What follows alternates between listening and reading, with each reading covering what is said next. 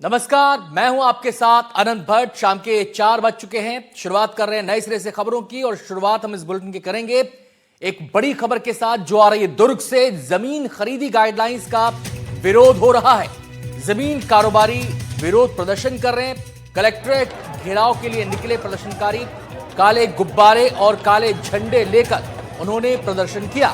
Police ने प्रदर्शनकारियों को आगे बढ़ने से रोका। पुलिस ने प्रदर्शनकारियों पर लाठीचार्ज भी किया है। कलेक्ट्रेट के पास भारी संख्या में पुलिस बल की तैनाती कर दी गई है। तो इन तस्वीरों में आप देख सकते हैं पुलिस लाठियां भांज रही है। प्रदर्शनकारी वहां पर आए, कलेक्ट्रेट का घेराव करना चाहते थे। हाथों में काले गुब्बारे, काले झंडे लेकर वो आए और देखते ही देखते हालात ऐसे बने कि लाठीचार्ज की नौबत आ गई, क्योंकि पुलिस इन प्रदर्शनकारियों को रोक रही थी। कई प्रदर्शनकारी ऐसे हैं जो बीच सड़क पर ही आप देख सकते हैं बैठ गए लाठीचार्ज होने के बाद, और उसके बाद ये तमाम प्रदर्शनकारी तितर बितर हो गए। और इसको लेकर आपको बता दें कि जो जमीन खरीदी की गाइडलाइंस आई हैं उनको लेकर ये विरोध प्रदर्शन जमीन कारोबारी कर रहे थे और इसी के सिलसिले में वो कलेक्ट्रेट जाना चाहते थे, कलेक्ट्रेट का घेराव करना चाहते थे, लेकिन पुलिस ने आगे ना बढ़ने दिया उन्हें। व्यवस्था वहां पर कर रखी थी और जब प्रदर्शनकारी फिर भी नहीं माने तो हालात ऐसे बने कि लाठीचार्ज वहां पर हुआ और लाठीचार्ज के बाद पूरी भीड़ तितर बितर हो गई। लेकिन अभी सामान्य स्थिति नहीं हो पाई है। यही वजह है कि भारी संख्या में कलेक्ट्रेट के पास पुलिस बल को तैनात किया गया है। पुलिस ने इनको फिलहाल तो खदेड़ दिया है, लेकिन एहतियात अभी भी बरती जा रही है। कलेक्ट्रेट के पास भारी संख्या में पुलिस बल तैनात कर दिया गया है, जिससे कि कोई अगर फिर से भीड़ आती है तो उसको समय रहते रोका जा सके। और हमारे संवाददाता चंद्रकांत शर्मा हमारे साथ जुड़ गए हैं और जानकारी देने के लिए। चंद्रकांत, ये क्या है जमीन गाइडलाइंस, क्यों इसका विरोध कर रहे हैं लोग? देखिए, निश्चित तौर पर कुछ दिन पहले सरकार ने जमीन गाइडलाइन जारी किया है, जिसमें पहला देखें तो स्टाम्प ड्यूटी जो है उसमें 10% तक की वृद्धि हुई है। यानी कि कोई स्टाम्प खरीदते हैं तो उसमें भी वो जो है वो वृद्धि हुई है मूल्य में।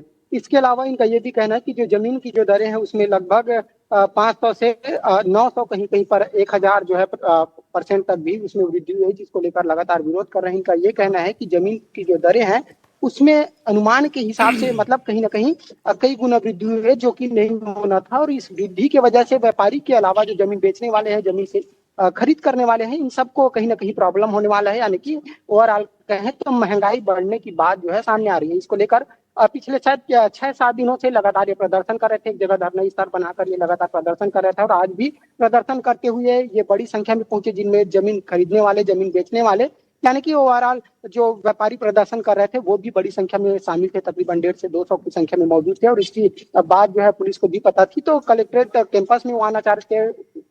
इनको रोकने के लिए जी, पुलिस बल वहां पर तैनात थी। पुलिस बल भी तकरीबन कई दर्जन की मात्रा में थे और फिर इसी बीच देखते ही देखते उनमें से किसी ने आरोप ऐसा है कि पानी उन्होंने डालना शुरू कर दिया और कहीं ना कहीं पुलिस को धक्का मुक्की का भी सामना करना पड़ा है, जिसके बाद स्थिति अनियंत्रित हो गई और कहीं ना कहीं फिर लाठीचार्ज करना पड़ा है। और लाठीचार्ज करके जो प्रदर्शनकारी उनको खदेड़ तो दिया गया है, लेकिन अभी भी स्थिति काफी ज्यादा यहाँ पर गंभीर है। उसको देखते हुए अभी भी पुलिस बल तैनात है। कलेक्ट्रेट को चंद्रकांत जो है ये वो बताएं, चारों जो तरफ से जमीन खरीदी गाइडलाइंस जारी हुई हैं उसमें केवल स्टाम्प ड्यूटी की ही बात है, उसी में इजाफा किया गया है, या फिर सर्कल रेट को लेकर भी कोई नाराजगी है? क्या उसमें भी कोई रद्दोबदल हुआ है?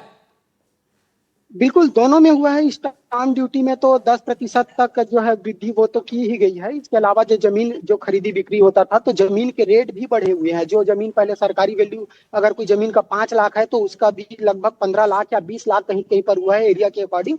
उसको लेकर ही इनका विरोध है। इनका कहना यह है कि अभी भी लोग जमीन बेचने वाले हैं, कई अपने इमरजेंसी कंडीशन में भी जमीन बेचने की तैयारी में थे, लेकिन वृद्धि इतना ज्यादा हो गया है कि अब लोग खरीदने वाले खरीद नहीं पा रहे हैं। इसी को लेकर लगातार ये विरोध प्रदर्शन कर रहे थे।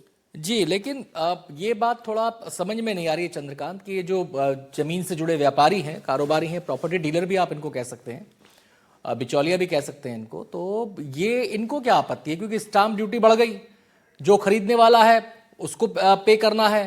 इसमें इनका तो कोई रोल, ये तो अपना कमीशन लेंगे 1% 2% जो होता है इनका। तो इनको इतना मलाल क्यों हो रहा है इस चीज का? ये थोड़ा समझ में नहीं आ रहा। बिल्कुल इनका कहना यही है कि जो जमीन अब हम 10 लाख रुपए में जिससे कि उस जमीन को कहीं ना कहीं हमको 15 या 20 लाख रुपए में खरीदना पड़ेगा।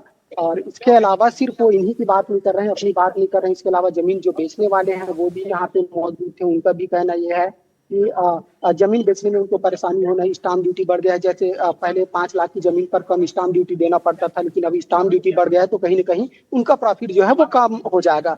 वहीं की भारतीय जनता पार्टी का इस पूरे मामले में कहना है कि जो पुराने सरकार के द्वारा गाइडलाइन जारी किया गया था, इन कहीं कहीं गलत गाइडलाइन है, और उस गाइडलाइन को ही हम बदलने की कोशिश की है ताकि किसानों को ज्यादा से ज्यादा मुनाफा करे। इस पूरे मामले में सियासत जमकर हो रहा है और अभी भी जारी है। बहुत बहुत शुक्रिया आपका चंद्रकांत इस पूरी जानकारी के लिए।